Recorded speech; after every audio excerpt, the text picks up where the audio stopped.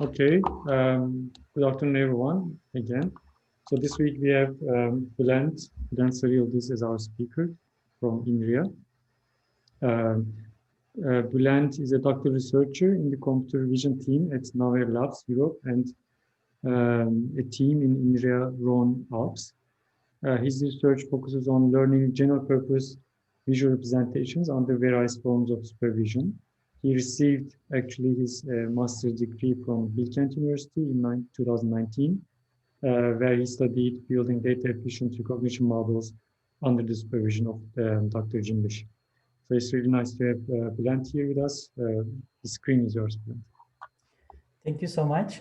Thank you for having me today here. It's really great pleasure for me to talk about the research efforts that I've been involved in recently.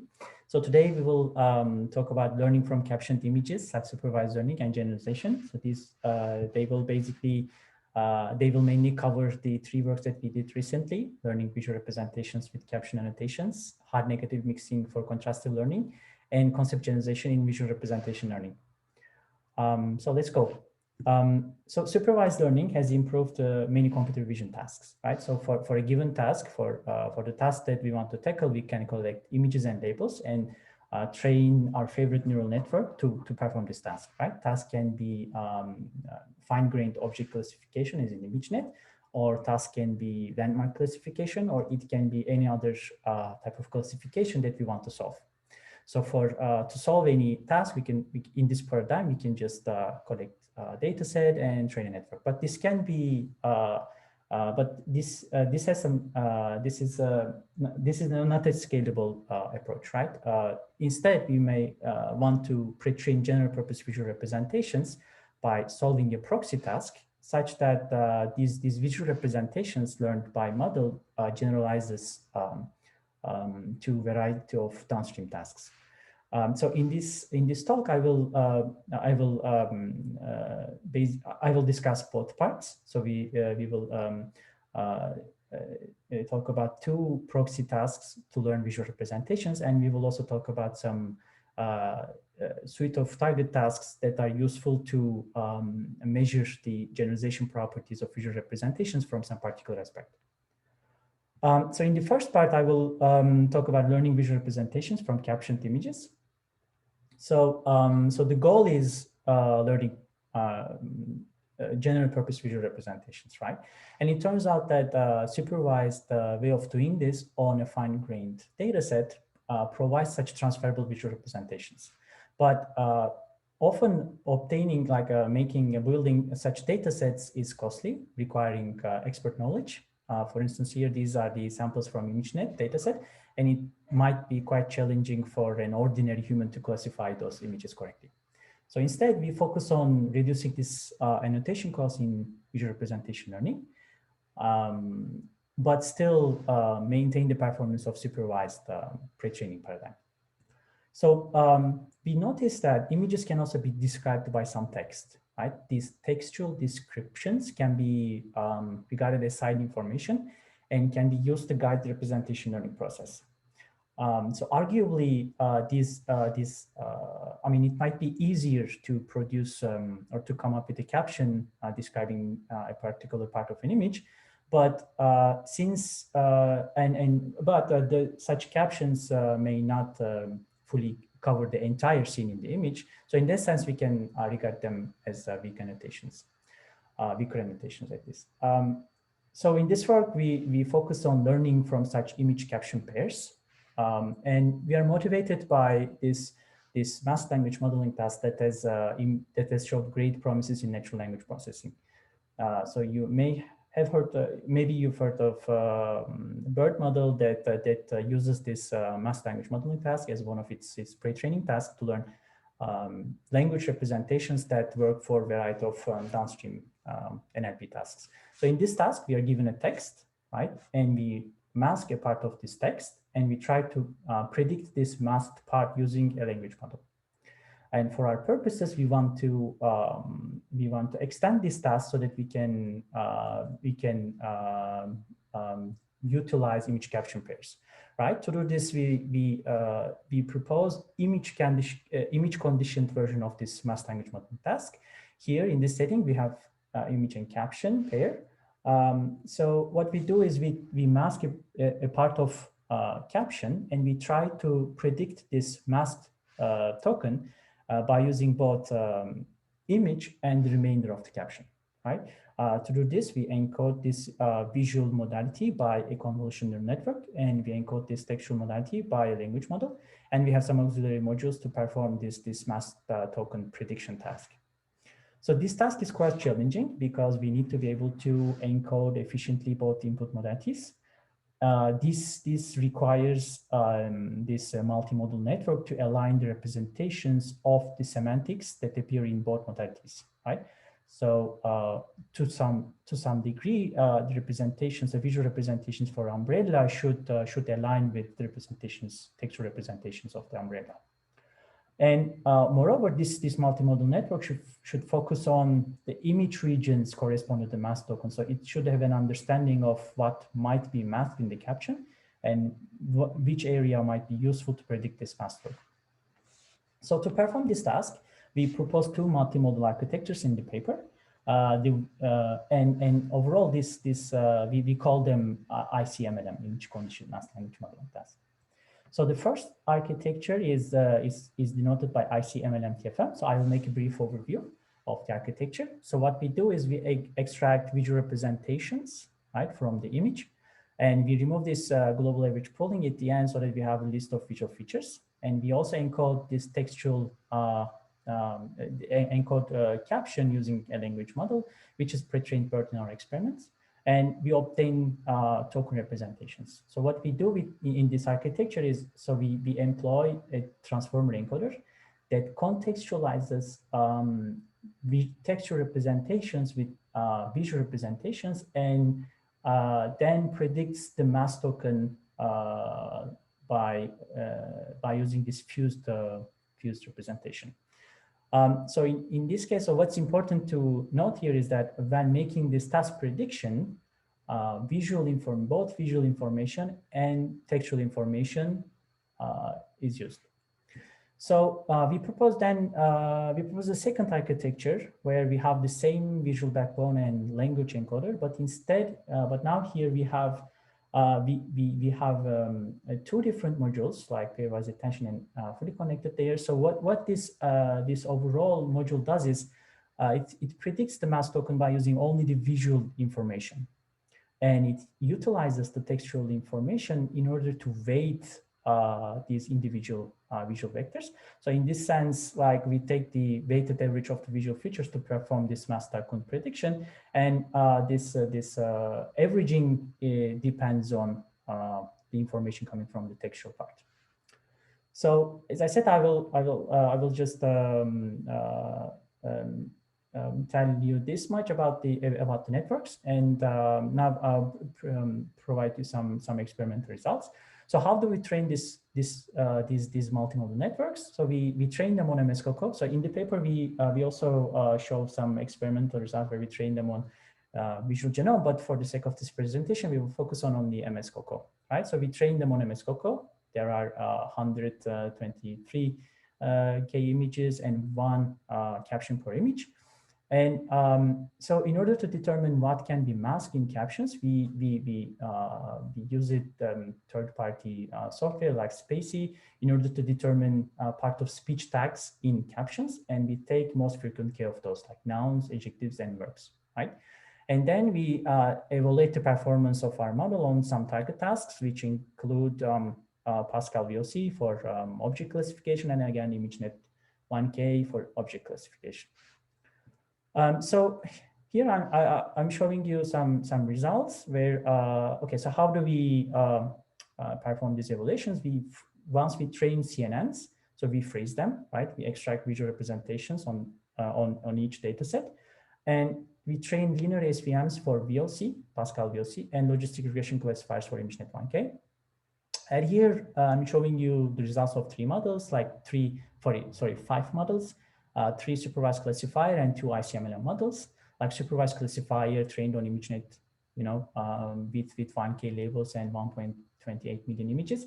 So it achieves quite a decent performance on VOC and also in ImageNet. So we compare this classifier with two more classifiers. The one that is trained on MS-COCO with 80 labels. MS-COCO comes with annotations for 80 categories. So we use them to train a visual encoder on 18K images, and it achieves this baseline performance. So then we train another supervised classifier on MS-COCO. Now we use the 5K labels, which we obtain by using the captions, right? By using captions, we obtain part of speech tags, and we take the 5K most frequent of them, and we use them as labels.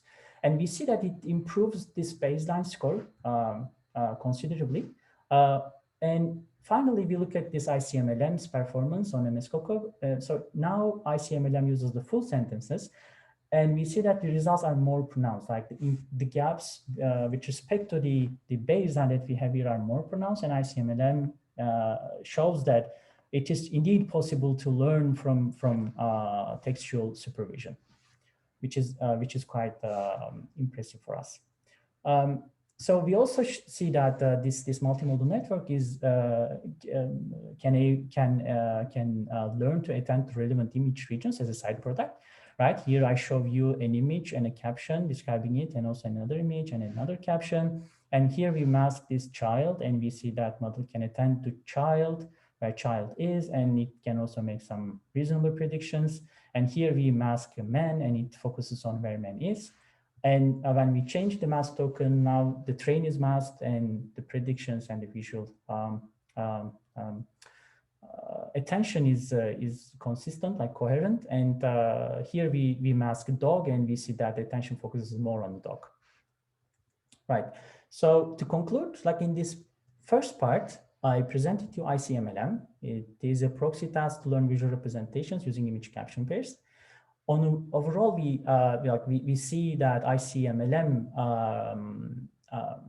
performs comparable to fully supervised and self-supervised approaches on various downstream tasks, using much less images, but instead textual supervision. And we have a project page where we released some pre-trained backbones, and we also a page, demo page, where you can play with this attention models. Yes, that was for the first part. If you have any questions, or maybe we can just, I can take all the questions at the end, because don't seem to have so much time.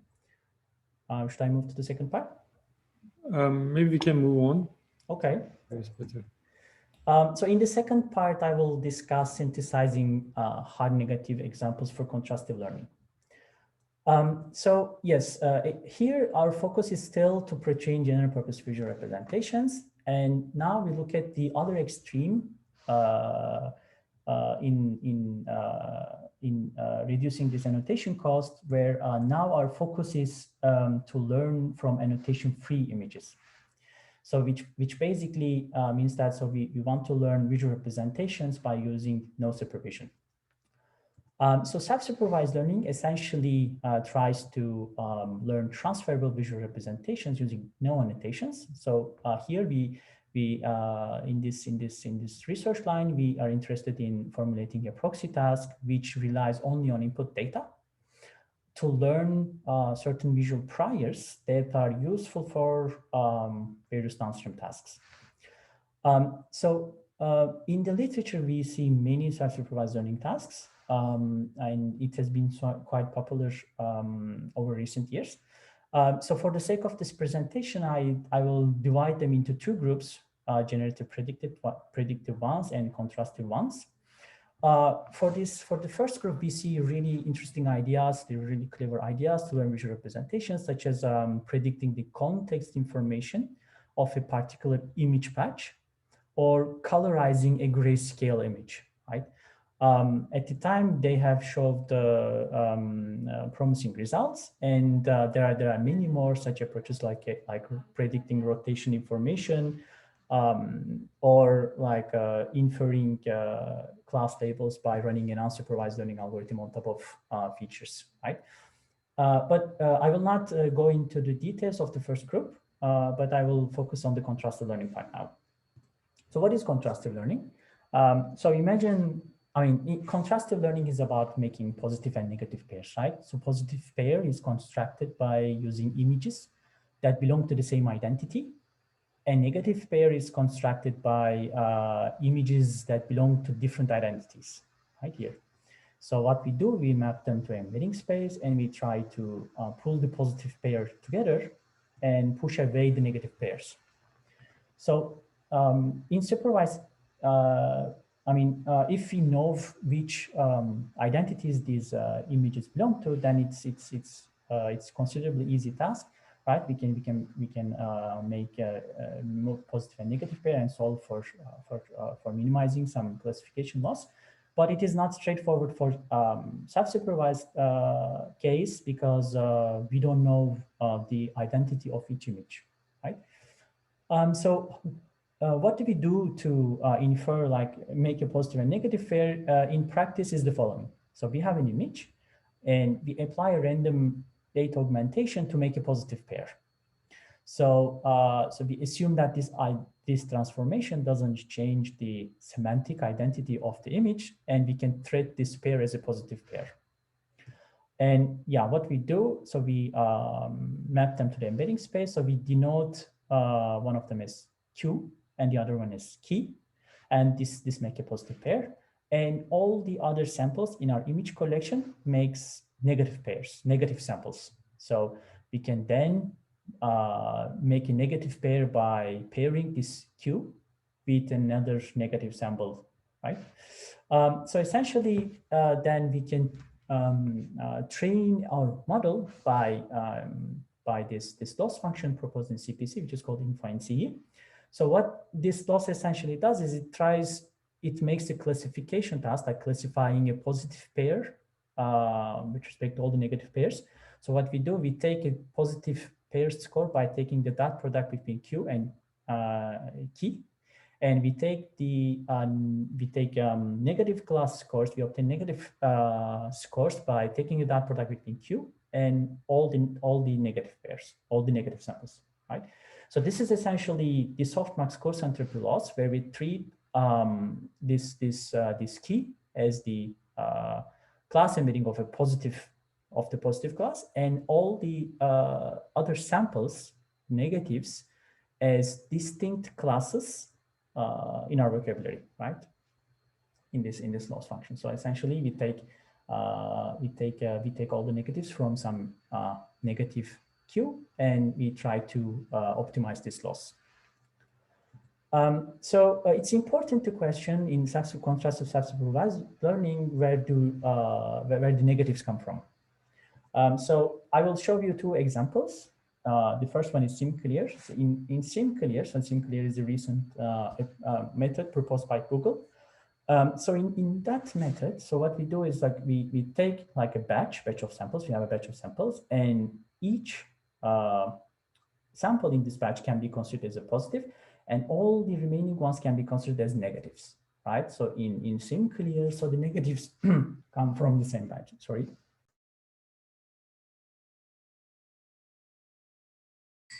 All right. Now there's another example, Moco. Moco is again very recent approach from Facebook. So in Moco, negatives are stored in something called memory bank, and this is denoted as Q, right? For each sample in our batch, now the negatives come from the Q. These are two distinct examples of different ways to utilize negatives in our data set. So also there is this key observation, right? I said that this is like a this problem can be regarded as a classification task. And one of the key observation in contrastive self-supervised learning is that making this prediction task challenging leads to representations that generalize to better. There are a number of ways to make the task more challenging, and we will focus on the ones in terms of pairs. So to make this task harder, we can focus on producing more challenging positive pairs. which means that, right, the positive pair is constructed by applying random augmentation to a source image. So in that sense, we can try different augmentation operations to see if we can make challenging, more challenging positives. SimClear essentially discusses this and provides a very nice study. I encourage you to check this paper. So the other perspective is to make challenging negative pairs, right?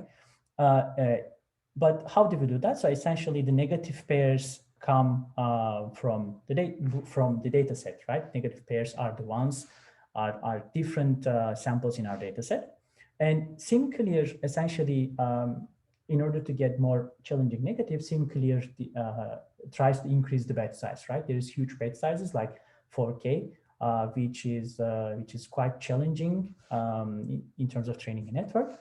But Moco instead tries to increase the memory size in order to keep the batch size small, right? If you recall, like the memory of Moco is the source of the negatives. So in the Moco paper, so we see that increasing this memory size brings diminishing returns. So it means that not like very few of the negatives are essentially hard to make this task challenging, but certainly there are hard negatives exist in the memory of Q because Moco is working really well on various downstream tasks.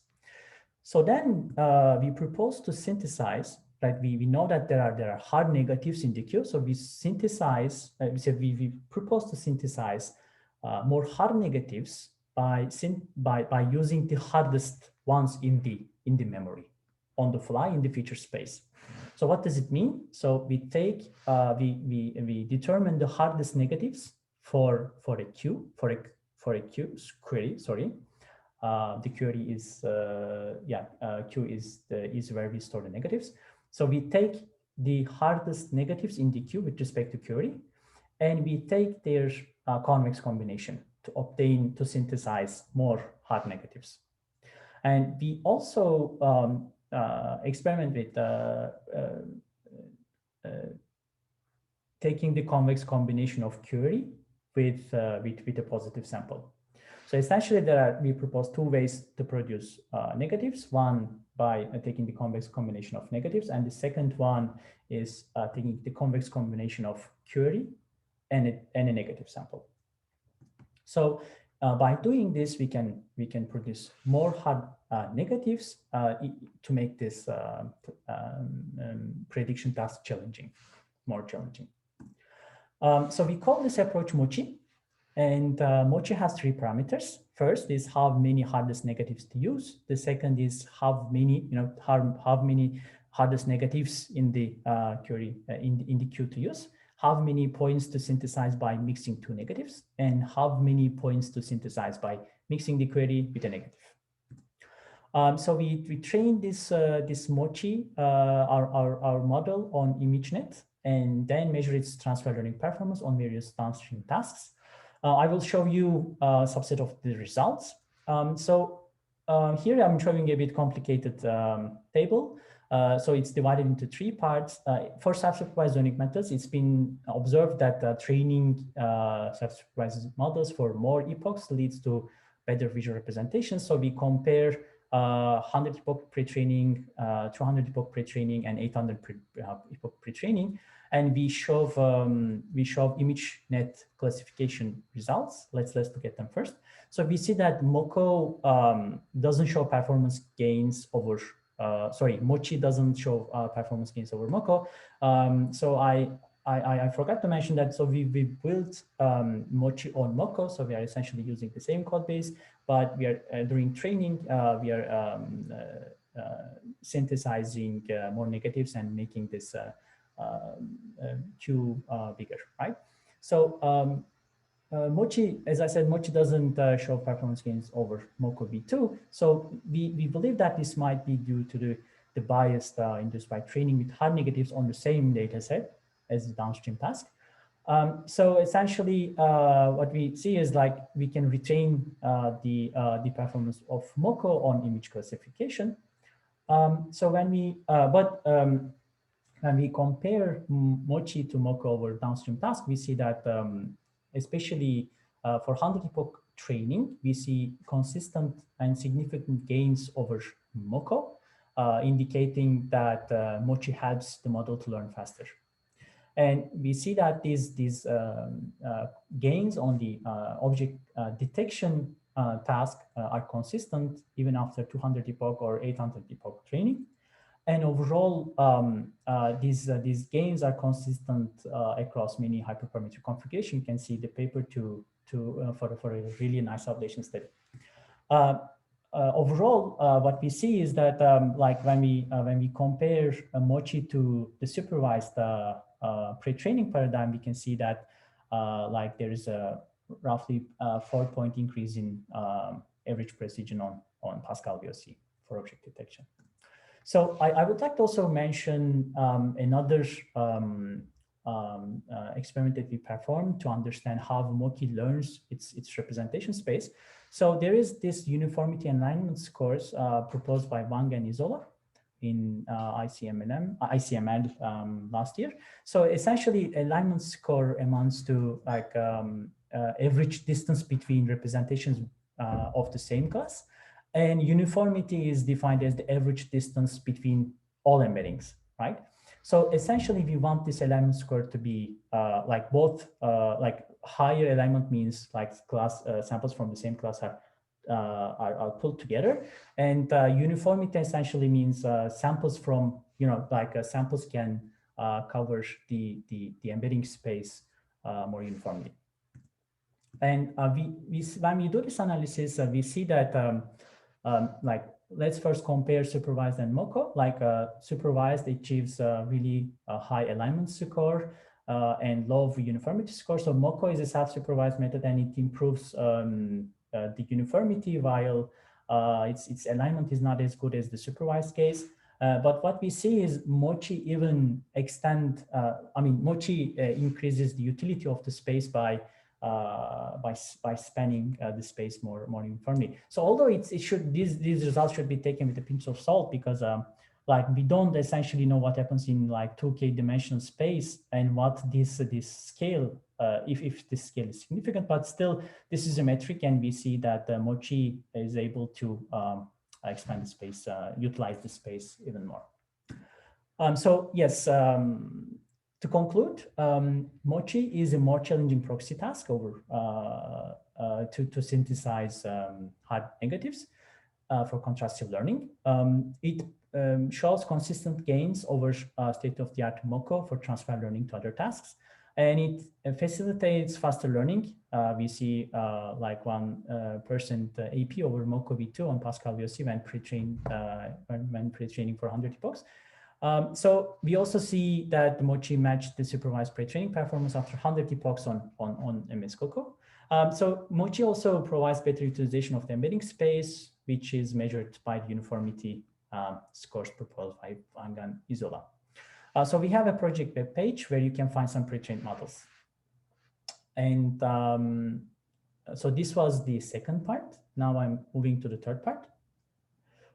So in the third part, we will discuss concept generalization in visual representation learning. So in the previous two cases, we studied proxy tasks to pre-train models, right, to learn transferable visual representations. We studied ICMLM and Mochi.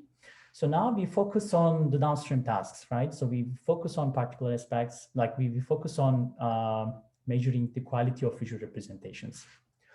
We argue that in the context, studying this is important in the sense that, we use these downstream tasks as a proxy to understand generalization capabilities of visual representations.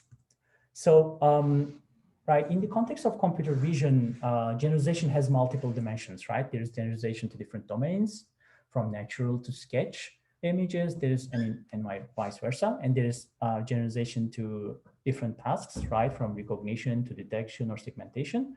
And there's generalization to different concepts, right? From cats and dogs, for instance.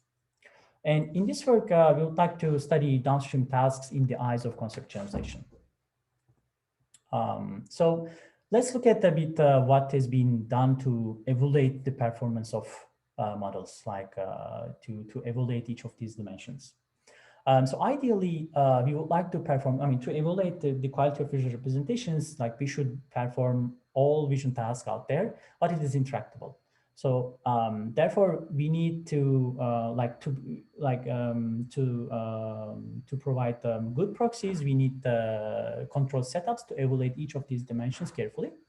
And in the literature, we see that people have proposed several benchmarks to study the downstream tasks. And these transfer learning scenarios often include, like from ImageNet 1K, transfer learning from ImageNet 1K to CIFAR, right? CIFAR contains 32 by 32 images compared to the high resolution images in ImageNet.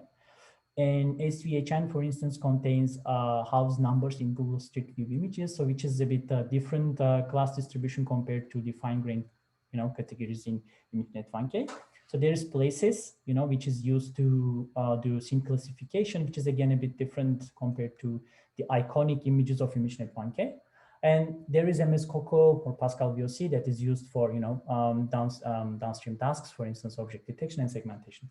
So among these transfer learning scenarios, what we see missing is the understanding of how much these semantics vary between ImageNet 1K and any other transfer dataset, like how the concepts in ImageNet 1K overlap with the concepts in CIFAR or in places or in SVHN, and how is this relationship in terms of the transfer task accuracy. So we will study, like first we will try to understand what this semantic relationship might mean. So we say that scene concepts is the set of concepts that we use to train models, and unseen concepts is the set of concepts that we test our model. And we consider this hypothetical concept space, where there is a scene set of scene classes, and there are two disjoint unseen concepts. So, and we further assume that this embedding space, this class space has this property that the distance actually translates to semantic similarity, meaning that if we have, for instance, cat here and dog here and the cruise ship here, like assuming that dog is semantically more similar to cat compared to cruise ship, so this distance should be smaller. And we would like to understand if it is easier to transfer from scene to unseen one compared to scene to unseen two. So to study this, we see that there's a need for a benchmark, right? So the which contains data sets of seen and unseen concepts, and a distance function to measure the semantic similarity of concepts and sets of concepts, right? And ideally, we would like to have these data sets to be large scale so that we have minimum possible bias in certain image statistics. And we also want these concepts to be defined in the same concept ontology so that we can study the relationship between the concepts, the semantic relationship between the concepts. But the question is then, how can we find such seen and unseen data sets? So in previous cases, it's not, we can to understand how much this semantic relationship affects the transfer learning performance. In the previous cases, it wasn't clear. So we need to find such suitable data sets and a concept ontology. So luckily there is ImageNet, right? The full ImageNet, not the ImageNet 1K, which contains 21K concepts on the same handcrafted ontology, which is the WordNet ontology. And in total, there are more than 14 million images, which is really suitable for us to sample seen and unseen concepts from ImageNet. But then, how do we do that in a principled way? So essentially, what we want to do is we want to select seen and unseen concepts from ImageNet and make this concept generalization benchmark. So first, we select the scene concepts, and for this, we make the obvious choice. So we say that we define the scene concepts as the concepts in ImageNet 1K. So why? Because this ImageNet 1K, which is a subset of the full ImageNet, is used as a benchmark for many computer vision tasks, including supervised learning. Like people study network architectures, people study distillation and rigorization on this data set. And people also study generative models to see how much they can scale. And it's very often used by self-supervised methods. So it is really, it's like it gives us this huge benefit that we can benchmark any off-the-shelf pre-trained model that is pre-trained on ImageNet 1K. So then before selecting unseen concepts from the ImageNet, so we need to define the semantic similarity function, right? This function will take as input two concepts and will produce us a score. So this will essentially help us to understand if the semantic similarity, how this semantic similarity between cat and dog is compared to the semantic similarity between cat and cruise ship, right? So in the paper, we considered two similarity functions, like two groups of similarity functions, one graph-based and the other one is text-based. So recall that ImageNet is built on the WordNet graph, where the semantic relationships of the concepts are defined by a graph, right? And we also experiment with the text-based model, where we infer where we use these textual descriptions of the concepts and use a language model to map them to some embedding space, like a textual representation space. So we have seen classes and semantic similarity function. Now we sample unseen concepts from the remaining of ImageNet, right? So we start from this full ImageNet and we remove some concepts by applying some filtering, and we sort the remaining ones by their semantic similarity to ImageNet 1K. So these guys are potential unseen concepts, and ImageNet 1K is the set of seen concepts, right? So what we do, so we go with the simplest approach, right? We take the pairwise semantic similarities of each unseen candidate, and between each unseen candidate and all the seen concepts, right? So we take these pairwise similarities and take the maximum of them. And when we sort them, we have like this sorted scheme here, right?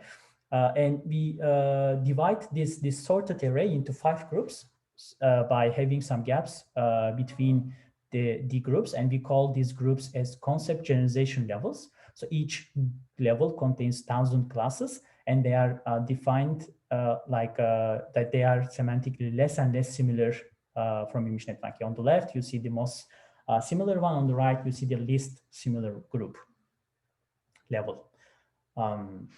Yes, so when we map this ranking to 2D, we obtain this hypothetical concentric circles that is obtained by considering this similarity function and maximum pairwise similarities, right? So then to measure concept generalization. So what we do, we train visual backbones on L0. L0 is the center of these circles, which is ImageNet 1K, and then we evaluate the model's performance on concept generalization levels, which are increasingly, which are semantically less and less similar compared to L0. So data is, so we obtained the data, we constructed the benchmark, and now we define, we select some evaluation procedures. So we use pre-trained models as feature extractors. So we assume that good visual representations should then generalize to new tasks with minimal efforts, meaning that we shouldn't be needing to fine-tune them. And with this perspective, we propose an evaluation suite, which is a collection of tasks performed on each level, including ImageNet 1K, to understand how models behave with respect to ImageNet 1K.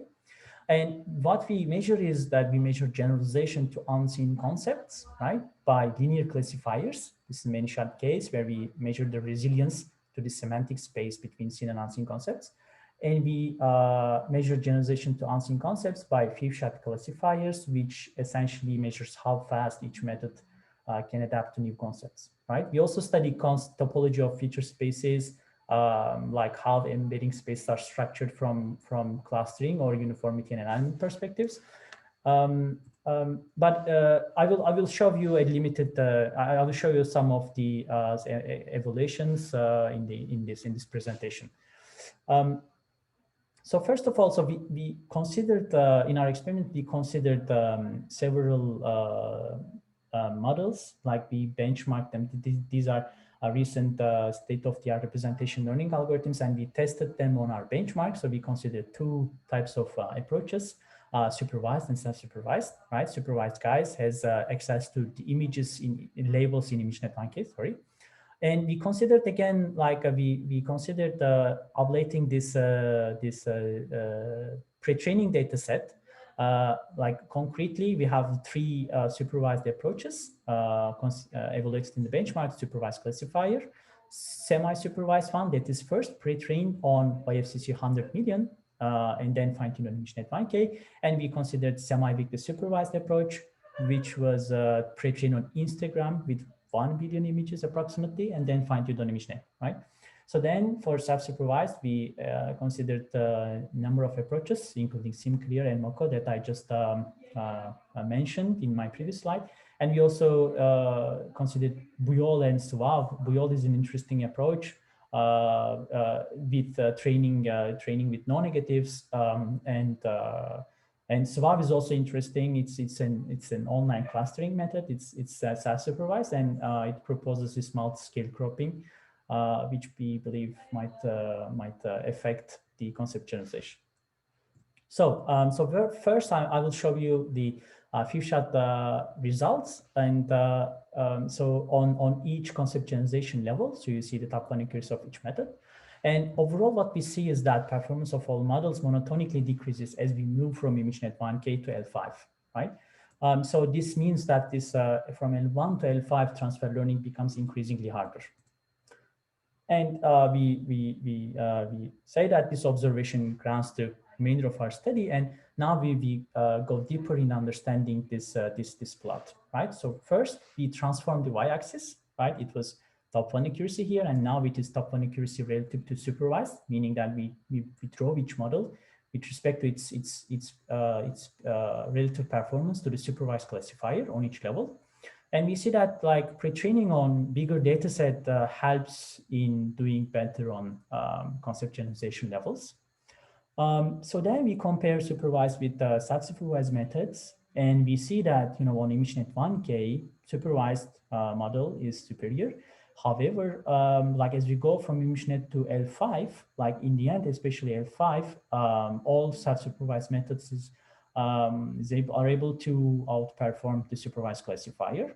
And we see that like the best ones, Suave and Buyol, even outperform the supervised classifier starting from N1.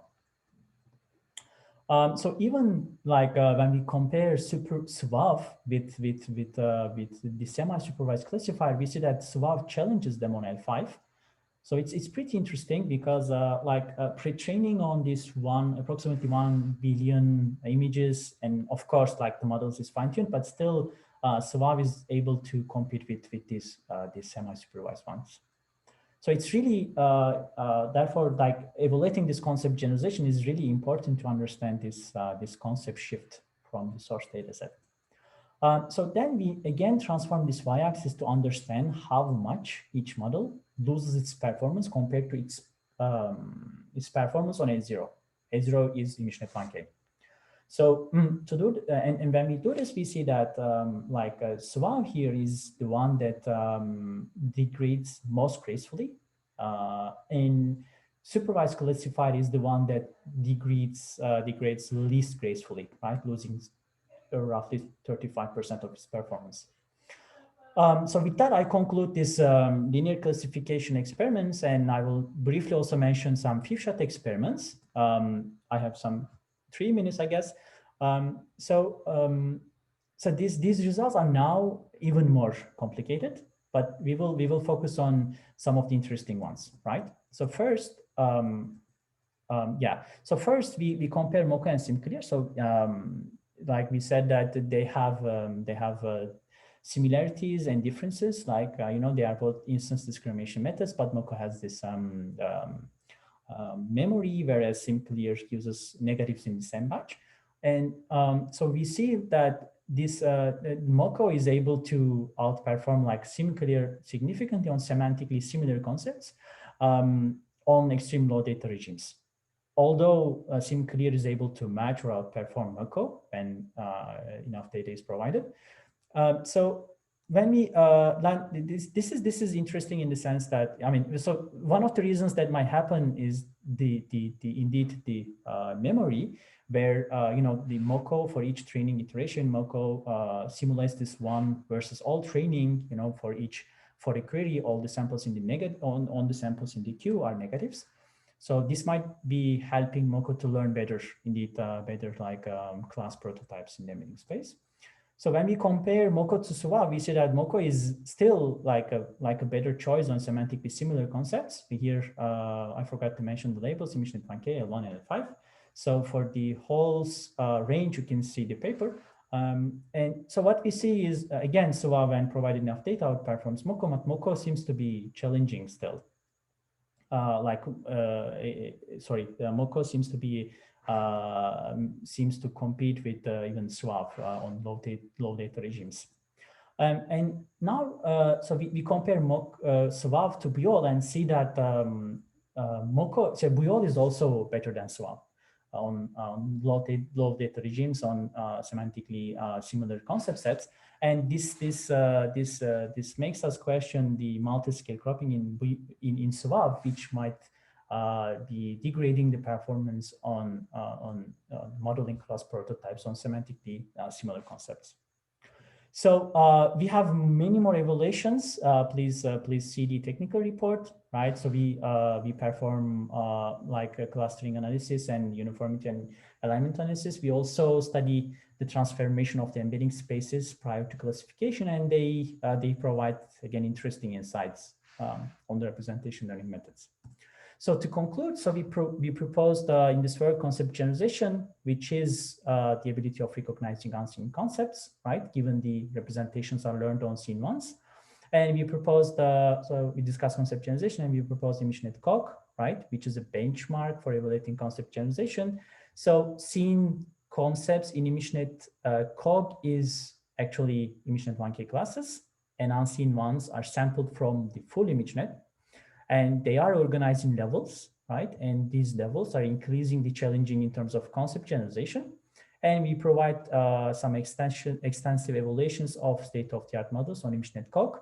And we see a number of interesting observations, which I will skip for this for now. We design ImageNet COG to be used out of the box for ImageNet 1K pre-trained models, so practitioners need to extract features and perform evaluations. And we hopefully soon we will release the source code for the benchmark. So yeah, I presented you 3 of our recent works, and I'm grateful to my supervisors. So I can take any questions now if you have any. I hope it was useful for you. Thank you, Bulent. That was really insightful. So 3 valuable papers in one presentation. That was inspiring. Any questions from the audience?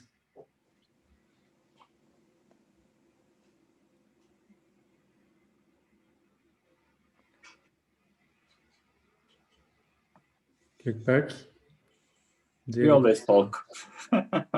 Sorry? We talk quite frequently. Okay. So then maybe I can ask then.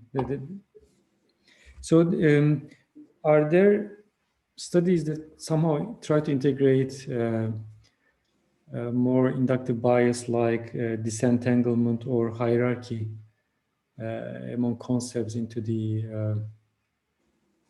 visual representations in either contrastive learning setup or?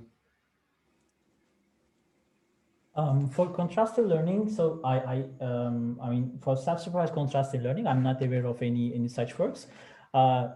The reason might be that, you know, the promise of self-supervised learning is to be able to use this data that is available online. In that sense, it may not make sense, but I'm not 100% sure. But on the supervised learning scenarios, I've seen such works where they try to improve the classifiers by using this hierarchical information. But this is still like such works discusses again utilizing, for instance, the graph structure of the semantic graph structure that provides the semantic relationships. But instead, like here in the last work, we want to study this semantic relationship, and graph is providing a way to define such relationships. So in that sense, I would say that such approaches are different from what we want to tackle in the last part. Yeah. So if you heard about beta variation autoencoders where the latent representation is somehow forced to learn disentangled representation. I think they are adding the contrastive framework on top of that latent representation makes sense. So you can actually provide more bias there. Okay. Yeah, totally. I think so. This is I find such works quite interesting. But there's one particular challenge, at least that I'm aware of. Like, in order to study this disentangled representations, you need to have a data set where you know the factors of variation changing in a data set. So for data sets like ImageNet, it might be quite challenging to define such variations, but for some constrained settings, for instance, when you study the faces where you know the attributes, or some any other data set where you have this knowledge of factors of variation, I think it's like at least you can control what you learn. You can try to understand if your model produces interpretable representations. But I'm really curious if there's any work that extends to ImageNet scale, like to learn interpretable visual representations, especially for self-supervised learning. I'm not aware of any such works. If you are, please let me know. Okay. But with beta variation autoencoder, you don't need supervision regarding the attributes or the factors of variation. It's just it's unsupervised. Mm-hmm. But yeah, sure. But then, I mean, to evaluate if the representations are interpretable, then you need some ground truth information, no? I mean, for a starting point, you don't need maybe that ground truth. You can just add that as extra constraint. So it is known that it leads to more disentangled representations in many different settings. Since we are trying to learn visual representations that can be used for computing similarity using, for example, cosine similarity, I think that can be helpful. Mm-hmm. So my other question is regarding whether differentiable average precision losses can be used. So the setting that you have shown with hard examples, etc., that is actually very similar to the emergence of these differentiable ranking losses like smooth AP, fast AP loss, etc. Have you seen such studies? Mm-hmm, mm-hmm. Yes, yes. Especially our teams at NAD study these topics, and yeah, I think there are certainly like strong relationships between these works, and yeah, extending such like for instance like this sort of ranking losses to unsupervised learning might be quite interesting and might be quite promising. I agree. Okay, and regarding the last analysis that was really insightful. So where would Mochi, your method, be in that? So would it be, for example, above Moko in certain levels? Would it be on the lower levels or the higher levels? You mean evaluation of Mochi on concept generalization benchmark? Yeah, I would like to take this discussion to offline, but yeah, I'm more than happy to discuss about it. Okay. Actually, before going offline, Kerim has a question. Maybe I can, relay that question. Please. So the question is in the chat. How about using adversarial training to come up with positive samples in contrastive representation learning? Yeah, that's a good one as well. Yeah, totally doable. So I think yes, one can formulate multiple things, and yeah, this is certainly doable, and I think it also makes sense. Like at some point, even I considered about this idea, but yeah, didn't do it anyway. So yes, certainly one can come up with such a negative samples synthesizer. I actually have my own question. That's something that we haven't discussed, I guess, previously in private, let's say. So this learning from captions, it's very interesting. And there's also, you know, I don't know if you have seen this recent, yeah, you've seen it because we talked, this OpenAI paper, which turned the web into a caption data set. Mm-hmm. Very nice way to describe it, exactly. Yeah. So it's great in terms of scaling up. That paper clearly shows one advantage of using captions is, well, if you have a good way to learn these things from captions, like representation models, then you can collect a lot of data much easier, in a much easier way than collecting, let's say, text data. But on the other hand, I'm thinking like, other than for pure representation learning purposes, not in the way OpenAI does it, but pure representation learning purposes, what would be the core advantage of learning from captions as opposed to learning a representation from labeled ImageNet? So the question is in this following sense. Captions are, yes, easier to collect because you can talk, for instance, but it's hard to also get fine-grained annotations from captions. So if you want to, you know, if you just want to learn something high level that allows you to do coarse-grained recognition, maybe you can get away with what you already have, because captions are really image, right? It's not like contrastive representation learning that you can potentially use in arbitrary domains. So I think that captions contain more information and we can potentially benefit from it. But what is that? Mm-hmm. Yeah, you know, you already shown some attention results, but maybe there is more to it. Mm-hmm. Beyond learning just global image representations. Mm-hmm. Yeah, that's a really good and deep question. I think your question has multiple answers from multiple different perspectives. So yeah, to my understanding, like what captions might promise is, so captions essentially opens the door for us to benefit from the language, right? So the language is a static way. I mean, it's a static storage of some knowledge. I mean, prior knowledge about the world, and we can essentially utilize this in a way to guide representation learning, and this has been done, and Khalib also shows that.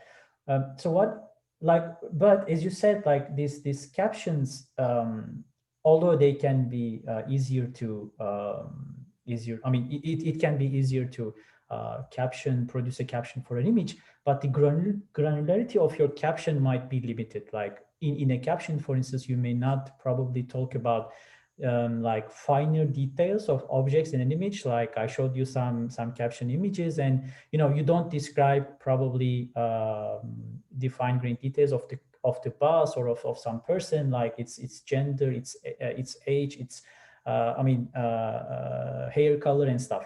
So in that sense, and this is also investigated in CLIP, right? So the model was the pre-trained model, this complete language and visual part.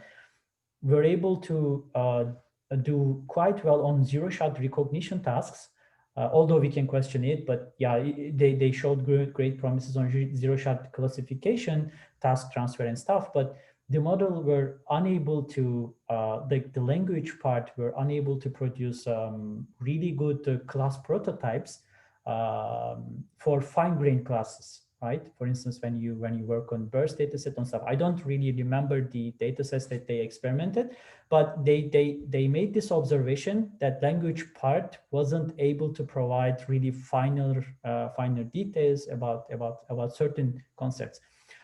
So to my eye, I see that as I tried to mention briefly, I see the language as a static source of information, which can be either used to learn representations or which can be adapt representations for certain domains. You also said that, like learning from captions essentially means learning visual representations by talking to visual encoders. So there can be like, although language is a great way to provide such prior knowledge, but still it may fail in certain cases where you may not be able to learn really finer grade the details about finer grained concepts just from the language itself. Or maybe we will do that in the next couple of years. So as I said, your question was so deep and has multiple answers from multiple perspectives. I hope I could answer at least from one perspective. Thank you very much. Great. Okay, let's stop recording and then we can switch to a more informal session. Thank you again, Bulent. Thanks a lot.